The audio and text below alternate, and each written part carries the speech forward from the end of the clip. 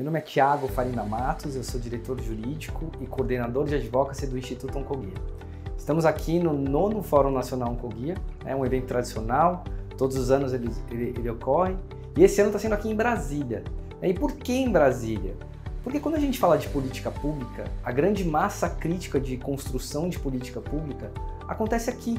É aqui que estão os decisores, é aqui que estão os deputados, é aqui que está o ministro da Saúde, é aqui que estão os secretários do Ministério da Saúde, e é com esse pessoal que a gente quer dialogar, é com esse pessoal que a gente quer construir melhores políticas públicas de saúde. Porque o Oncoguia acredita que o diálogo, que a conversa com todos os players, com todos os grupos de interesse, é que vai ser capaz de permitir aí a construção de uma política pública oncológica mais eficiente. A gente teve a apresentação de órgãos como a Controladoria Geral da União, a CGU, apontando uma série de aprimoramentos que precisam ser feitos em várias políticas que afetam direto ou indiretamente a política oncológica, né? E é um pouco sobre essas propostas, é um pouco sobre esses achados de auditoria que a gente quer debater aqui com todos esses grupos de interesse e com todos esses tomadores de decisão. Nós tivemos uma grande discussão aqui no fórum sobre acesso a diagnóstico, sobre acesso a tratamento,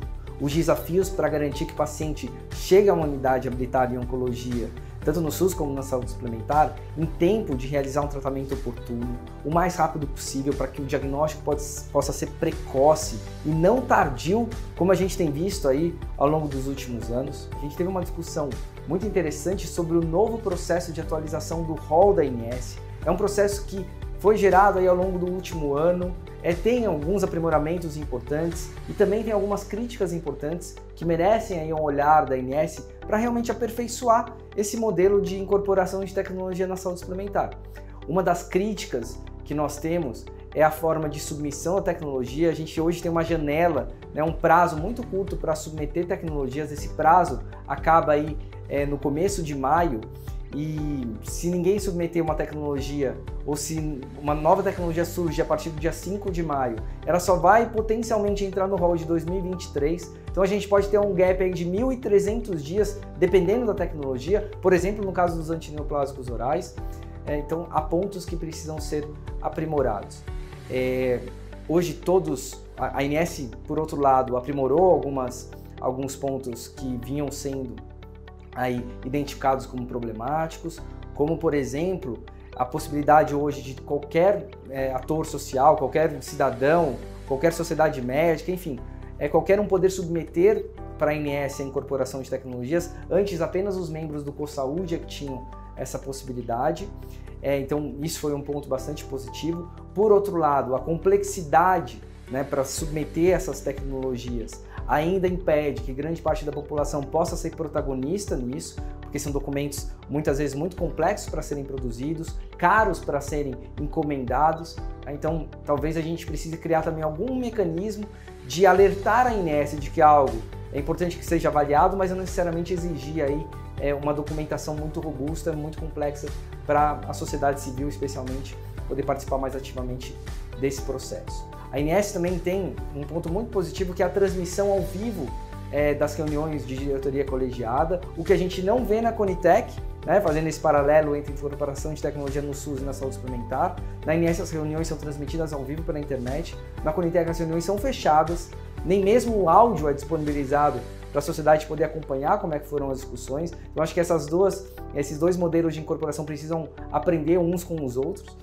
E a gente tem uma proposta também bastante, talvez, revolucionária, não necessariamente nossa proposta, mas existe uma proposta bastante revolucionária com potencial de causar uma grande transformação nesse universo de incorporação de tecnologia, que é a criação de uma agência reguladora com a finalidade de avaliar tecnologias em saúde.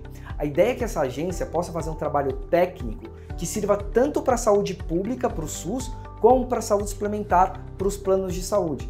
E aí você reúne num único lugar, hoje, um trabalho que está sendo distribuído e talvez sendo feito de forma redobrada, ou duplicada, tanto pela Anvisa, às vezes a CMED, que vai analisar a fixação de preços, pela própria Conitec, que vai analisar a incorporação de tecnologias do SUS, e agora a ANS na avaliação de tecnologias na saúde suplementar. Então a gente acredita que a discussão entre todos os atores sobre a construção de uma agência, a criação de uma agência reguladora para avaliação de tecnologias em saúde pode otimizar muito os recursos do SUS, trazer muito mais credibilidade para o processo de incorporação, muito mais legitimidade, né? E a partir daí a própria sociedade, de forma geral, vai confiar mais no processo, vai validar, vai ter um sentimento aí realmente de pertencimento nesse processo de incorporação de tecnologia. Então, como vocês podem ver, há muitos temas, há muitos pontos de discussão de políticas públicas em oncologia que precisam ser mais aprofundados, há muitas propostas bastante objetivas que precisam contar aí com um engajamento maior dos tomadores de decisão e dos influenciadores desses tomadores de decisão.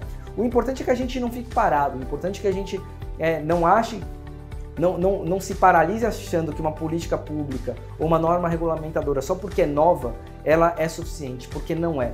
A gente aprendeu ao longo desses 10 anos que política pública, toda e qualquer política pública, ela nasce imperfeita. Isso não é um demérito, isso não é um problema só do Brasil, isso é normal, isso é absolutamente normal, porque nem todos os grupos de interesse participam do processo de tomada de decisão, né? Não participam desse processo de construção, o que não permite que o gestor tenha compreensão do problema como um todo, que ele só vai identificar ao longo aí da implementação dessa política pública. Mas o mais importante é que o gestor possa ter a humildade de monitorar a política pública recém-implementada e adotar aí melhorias, promover melhorias, né, no segundo seguinte, no minuto seguinte, no dia seguinte em que essa política foi implementada. É muito importante que haja esse monitoramento ativo da eficácia e eficiência das políticas públicas. Talvez assim, quando a gente não se contentar com uma coisa nova, né, ou com uma decisão recém-tomada, e passar a monitorá-la para melhorá-la constantemente, a gente sim vai ter políticas públicas com nível de eficiência cada vez maior. Espero que vocês tenham gostado do Fórum Nacional Oncoguia. Os vídeos estão à disposição de todas as palestras, estão à disposição para serem acessados ali no nosso portal. E, enfim, qualquer sugestão, qualquer proposta aí de aprimoramento, por favor, entre em contato com o Oncoguia, porque a gente vai ter um grande prazer em abrir esse diálogo com todos os atores sociais. Um grande abraço.